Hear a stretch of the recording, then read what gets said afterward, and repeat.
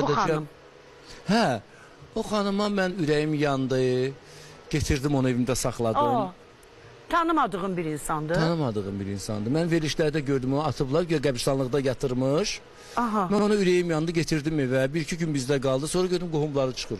Telefonla qardaşı oğlu ilə danışır, bacısı oğlu ilə danışır. Həm deyir ki, onlar gəlsinlər, onlar bura. Dedim, onlar bura gələn bizi saxlayırdılar da bəstəsini. Yəni axırda mən onu qocalar evinə düzəltdirdim.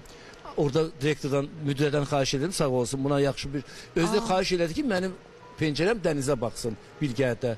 Onu da təşkil elədim onun üçün. Soyuducusu falan hər şeyi, yəni komfort bir şərait qurdum. Onu atma, rəhmətə getdi. Amma otağında mənim şəklimi asmışdı belə yadımdadır. Gedib arada dəyirdim ona.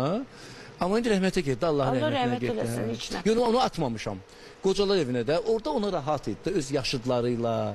Amma qəşəng bir sözün közgədən adama olmaz. Olmur. Olmaz. Nə qədər də olsa, qan başqa şeydir.